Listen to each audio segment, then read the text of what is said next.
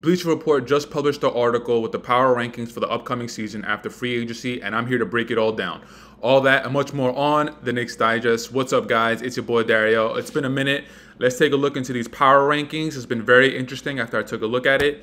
So, the Knicks come in at number 7.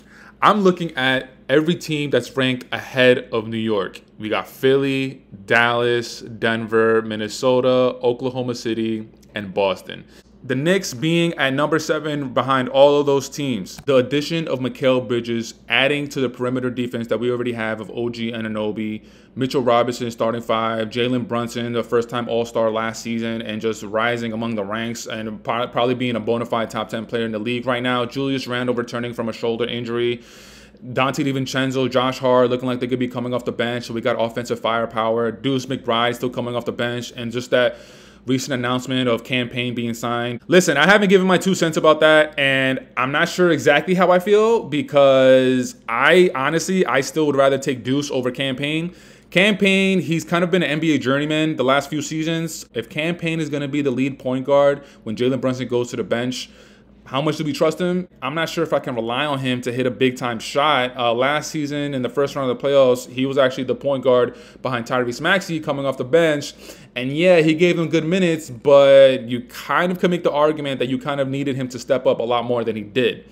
And yeah, like I said earlier, him being a little bit of an NBA journeyman, like that kind of says something. Like he goes team from team. He was with the Phoenix Suns when Mikal Bridges did play with him, and I'm not sure what he was right after that. I'm not sure if he went to the Philadelphia 76ers right after that. But then he went to Philly, and then after Philly, he came here. So he's been in a lot of different places, and I'm not sure how I feel about that. So campaign, you know, you're a Knicks, so we're going to ride for you, but I'm going to wait and see how the season plays out, and hopefully you can win me over personally. You probably have the love from Knicks fans, but I'm a little weary about you. Sorry, bro. Now, going back to the list, the only team that I have a little bit of a gripe with is the Philadelphia 76ers. Every team that's ahead of us, Dallas, Denver, Minnesota, OKC, Boston, I'm okay with. So if anything, I would switch the 7-6. I would put New York at number 6 and Philly number 7. I get it. We have Julius Randle, Jalen Brunson. Julius Randle, who low-key, prior to this season, he didn't make an All-NBA team because he got injured January 27th. So, yeah, he missed the rest of the season. But prior to this season, he made the All-NBA team 2 out of the 3 seasons. He was an All-Star 2 out of the 3 seasons. And as much critique as I give Julius Randle, I do got to give him his flowers. I do got to give him his respect. Even though I don't like necessarily the way he plays, even though he's a little bit much of a ball stopper, I wish he was able to change up his game a little bit. But I got to give him respect where respect is due. And prior to this past season, the last 3 seasons, I believe he was either the second team All-NBA or he was third team. So if you look at that snapshot, he was probably a top 10 player or a top 15 player in the league. So you got to give him respect for that. We got OG, we got Mikal, 2 of the top 5 perimeter defenders in the league. Mitchell Robinson, who's a respectable 5, but even though he's a little injury prone, we still don't have a legitimate backup center. And I'm not sure if Leon Rose and Worldwide West, if they're targeting anybody or if this is the team that we're going to roll with the draft picks. So I don't know. There's still some questions that the Knicks need to answer, but I wouldn't put Philly ahead of New York just because they signed Paul George. Paul George still has a lot to prove, man. And Philadelphia is a really tough city to play. From what I hear about the NBA media, like they can love you or they can hate you. It really depends on how you come into the city. It really depends on how you play. And Paul George, based off his rap, man, like he hasn't come up big when they needed him most. And if you do that in Philadelphia, like you're going to get roasted. I get it. Philadelphia 76ers, they were able to sign Paul George, who was definitely the highlight of free agency. But we got to take into account the rest of the team. They also did a really good job of filling out the roster around Embiid. They signed Paul George. They re-signed Kelly Oubre. They signed Andre Drummond as a backup big. That was a really good signing. I think a lot of people aren't talking about that. They signed Eric Gordon. They had a good offseason. They had a really good offseason. But their 2 main players out of the 3 got to include Tyrese Maxey in that 3. And it's not a big 3. There are no more big 3s in the NBA. But as far as Tyrese Maxey, Paul George, and Joel Embiid, 2 out of the 3, I can't say I trust. Joel Embiid, like I keep saying time and time again, he has not shown us to be healthy around the time where the playoffs start. When is Joel Embiid actually going to be healthy for a full season? I'm talking about from game 1 all the way up until however far they go in the playoffs. Joel Embiid, every time the playoff season comes around, there's always some sort of injury, whether if it's a knee, a foot, a back, his hand, a broken bone in his face. There's always something with Joel Embiid. Now, of course, that's something that he can't control. Injuries are part of the game. Basketball fans, hoopers, we know that.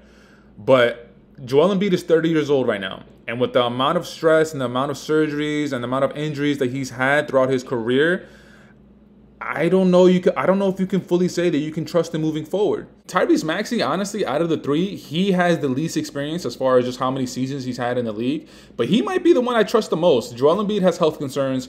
Paul George, I don't know if he's going to come up big when it matters most. And Tyrese Maxey, from what he's shown me so far, like the first round against the Knicks, when they were about to get eliminated, Tyrese Maxey in the Garden was the reason why they were able to extend that series. Dallas being at number 5, I think you do have to give them that respect because they just went to the finals, and that was without a Klay Thompson, and now they added Klay Thompson.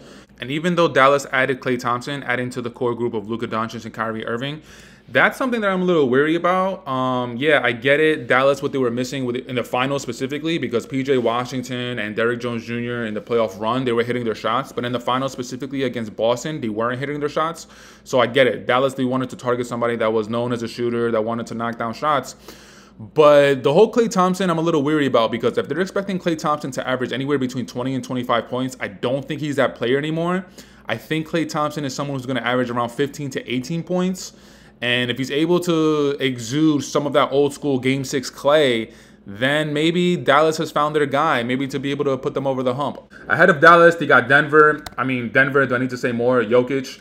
Even though Denver has had a low-key of pretty bad all season, they lost Contavious Caldwell-Pope, and now they're kind of depending on their younger players, Payne Watson, Christian Braun. They signed Dario Saric, but Dario Saric, I believe, tore his ACL maybe like 2 seasons ago. And if they're depending on Dario Saric to kind of like fill in the role of a KCP, then what are your chances? And there's that rumor of Russell Westbrook going to the Denver Nuggets. And I love Russell Westbrook. He's probably my second favorite player behind Kevin Durant. But at this point of Russell Westbrook's career, I don't know. Even if he's coming off the bench, I don't know how much of a difference maker he's going to make on a team. Ahead of Denver, they got Minnesota, Anthony Edwards. But the whole Karl Anthony Towns, man. Karl Anthony Towns is what's really making me weary about the whole situation. I just don't know how smart of a basketball player he is.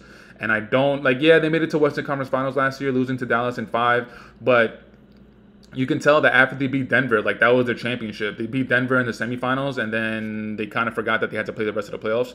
And the whole fit between Cat and Rudy Gobert, yeah, you built the team to beat Denver, but then what about the rest of the league?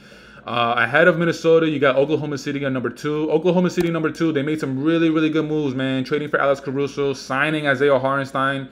That's a really big loss. We still don't have a big man. And if we're depending on these draft signings that we did, Hukporty, I don't know, man. Hopefully on Rose and Worldwide West, they have something up their sleeve. But Oklahoma City, man, low-key, they had a really good offseason, adding to the nucleus of Lou Dort, SGA, Jalen Williams, Chet Holmgren. Adding Alex Caruso and Isaiah Hartenstein, specifically filling in that number 5 role, because Chet Holmgren, he was just taking too much of a beating last season. And you could tell that his natural position is a 4. If Chet Holmgren is able to move to the 4, play his natural position, not take so many hits, that Isaiah Hartenstein signing might be one of the best signings of the offseason. And at number 1, we got the reigning defending champions, Boston. I don't need to say anything more. Jason Tatum, Jaylen Brown, they finally got that monkey off their back. They finally proved that they could win being the 2 stars of the team. But that's it for today's video, guys. I want to say thank you for checking it out. Leave it in the comments. Let me know what you guys think about this Bleacher Report power ranking. Do you agree with me? Do you think New York should be ranked ahead of Philadelphia? Or do you think New York should be ranked higher? Maybe even 3 or 4? But leave it in the comments. And until next time, I'll check you out in the next video. Peace.